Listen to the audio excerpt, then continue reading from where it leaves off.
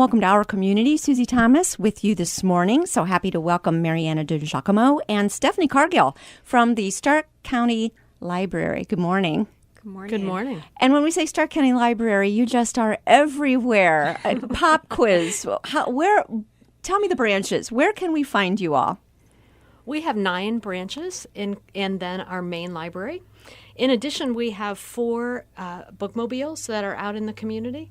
So we are in every corner of Stark County. And that was the voice of Stephanie. You are kind of new to this area, yes, or at least new to this position. I'm new to this position. You're from here? I'm from Stark County. I've been a lifelong resident of Stark County.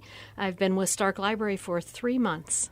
And so you had to learn all 9 branches and all the information. What kind of a study time did you have to take to be able to learn all the things that they are doing? Well, the ramp was very short for me. Within a month of having taken the position, we had to publish our Smart Store Guide. So it was a great time learning all of the services that Stark Library provides to the community. So cool. Stephanie, where did you come from as far as position? What prepared you for this? I've been in marketing communications all my career. Most recently, I was commuting to Cleveland for an automotive distribution company in Cleveland. And so what attracted you to working at the library? Interesting question.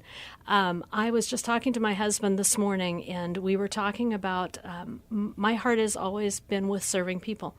So it's wonderful to have my heart in the same place as my job. So attracted me because I'm a lifelong resident of Stark County. I wanted to live and work in the same community, and I wanted to invest in my community, and this job offers me all of that. Have even you been surprised at all of the services that are offered? I am telling you, Susie, I have been shocked by the services that the library provides. And I have been a user of the library all of my life, but I have, of course, taken out books and taken out movies, and I use the streaming services. But the services that the library provides to the community that I had no idea are just amazing. Mm-hmm.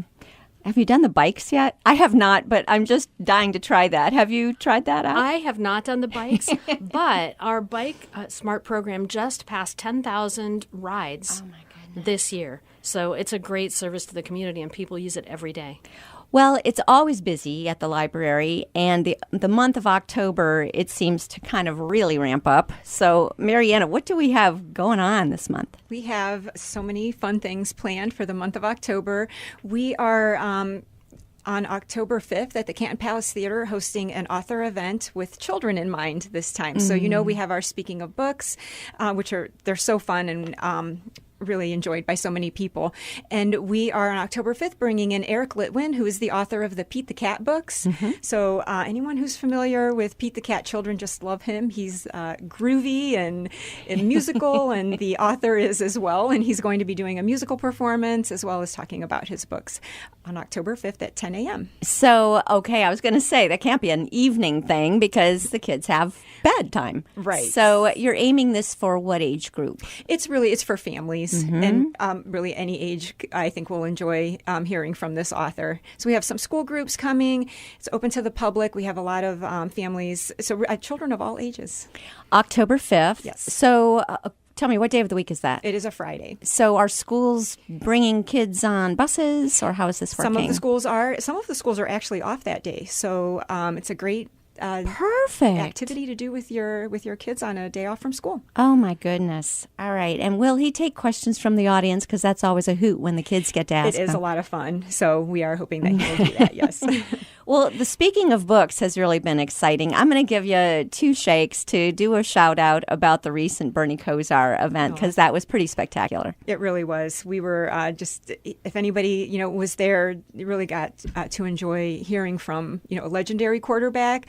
People really love Bernie Kosar. It was such a wonderful time in Cleveland Browns history, and he's still a local favorite. Mm-hmm. I will tell you, the audience was filled with orange and brown jerseys. Absolutely.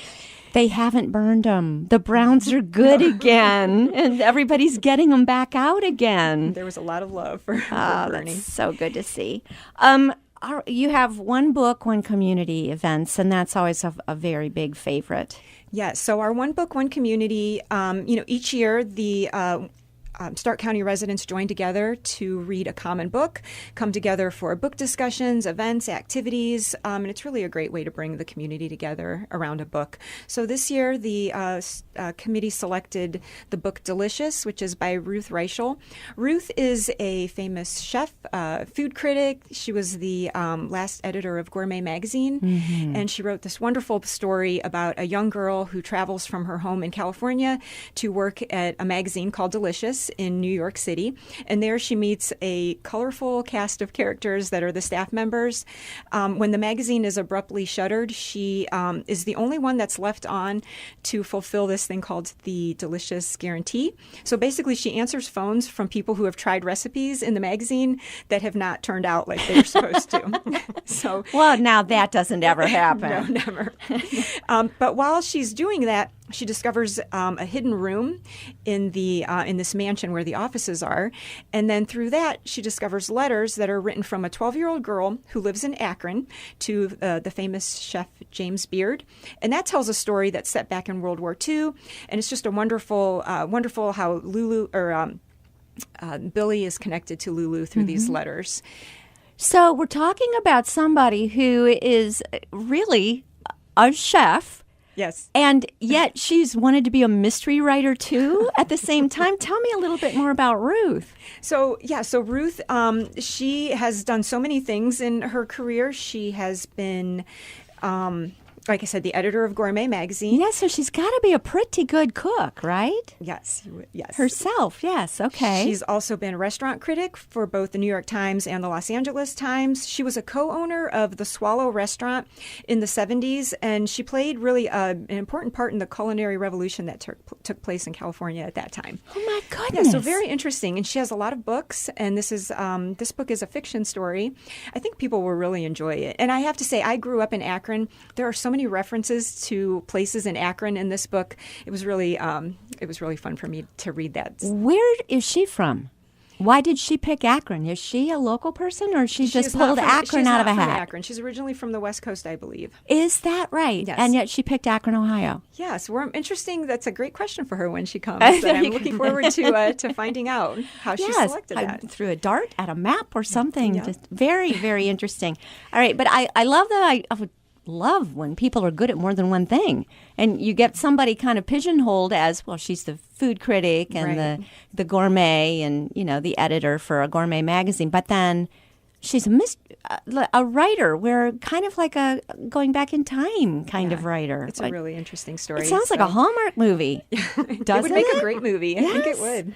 So, okay, well, that is taking place when and where and how do we go? So Ruth will be at the Canton Palace Theater on October 25th, and that event is at 6:30. Doors open at 5:30 for that event. And we do encourage people to come early. We set up a pop-up library on at the Palace Theater, so you can check out books, you can update your library card, get a new library card, get your fines cleared. So it's a great way to kind of kick off the evening before the event. Okay, let's go back. You just said get your fines cleared. So are we on a absolutely no-fault library book loan scenario now? Is that what's going on? So we have some options. Okay. You can check out books. You can renew your books up to 20 times, actually, so you can keep a book for a fairly long period of time. Okay. You can return your book, or you can reimburse. So if you want to keep the book, you can actually pay for it and keep the book. So if you do, we do have fees if you don't return an item ever. But well, sure, because that would be stealing. If you return a book late, then we clear your fines. Is so that if you right? check out a book and you return it a month later, we clear your fines. So there is no more searching under the cushion for all the nickels and dimes because you have an overdue library book. That's right. Not or that in I've the ever ashtray. Right. Not that I've ever done that. Oh my goodness. We used to give them to my son because he was very popular with all the library ladies. Here, return this, and then they wouldn't charge him. That was how we got out of paying the fines. And it's so nice because I remember when my kids were young and I took out books, and it was 2 weeks goes by so fast, and it's like, oh my gosh, my books are late, and so there's no pressure now. Is there a worse feeling in your stomach than knowing that you have an overdue library book? I ask you. Did you ever go through that? Oh, yes. Oh, yes. It is. It's just a terrible feeling. Okay, so you can say, here, I'm guilty, and you just, it's complete clemency. Right. Awesome. All right. Well, that's good to know. We've got Digging in the Dark. This sounds exciting. Yes. So this is our 8th annual Digging in the Dark. It is a genealogy lock-in, and it's taking place on Saturday, October 27th from 6 to midnight.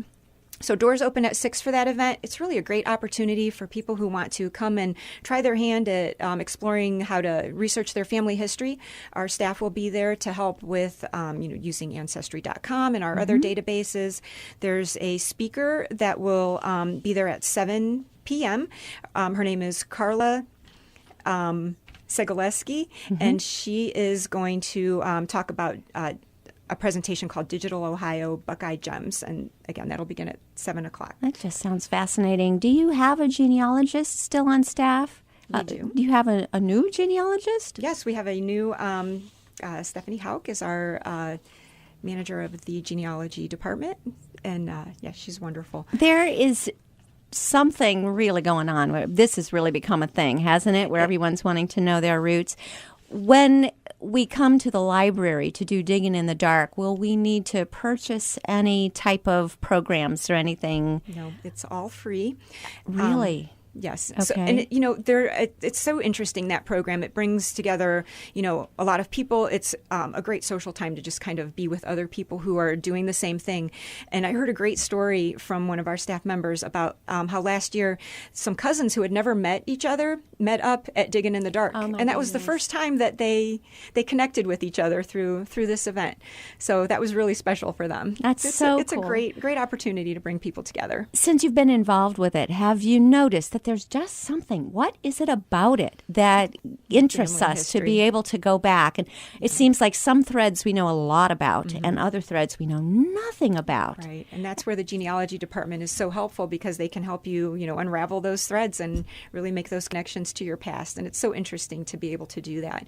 We also have a service called Book a Genealogist, where you can make a one-on-one appointment and sit down with a specialist that can help you, get started on how to find, because that's a hard thing to do sometimes, not even just knowing where to begin. So we have you can make a one-on-one to do that with a staff member at the library. And I'm sure that do the Daughters of the American Revolution get involved with some of this, because they're always excited to have people find that, oh, here's another one we can go after and recruit. They are actually going to be at Digging in the Dark. I knew it. Along with the McKinley Presidential Library and Museum and the Stark County branch of the Ohio Genealogical Society, the Daughters of the American Republic. They'll all be there having tables, so attendees can get a chance to chat with them as well. Oh my goodness! Well, it's fascinating. It's just quite a study, I think, and something you even see the celebrities that get so into it with Who Do You Think You Are, and Right. It's just fun. Got to recommend a movie, Life as It Is. Is that the name of the title? Is that the title? Life as It Is. Life something as it. Anyway, it's by the same people who do This Is Us.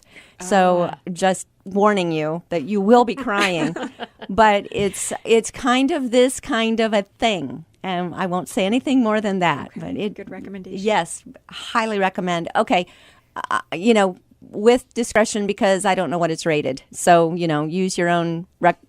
Use your head. What you normally go to. Don't take the little kids to it, for sure. I have to be so careful when I make a recommendation. But anyway, darn good movie. Okay, we are going to need to take a short break here, but we're going to be back with Stephanie Cargill and Mariana DiGiacomo from the Stark County District Library and all of its many, many branches and bookmobiles and everything coming your way. After these words, you're listening to Our Community.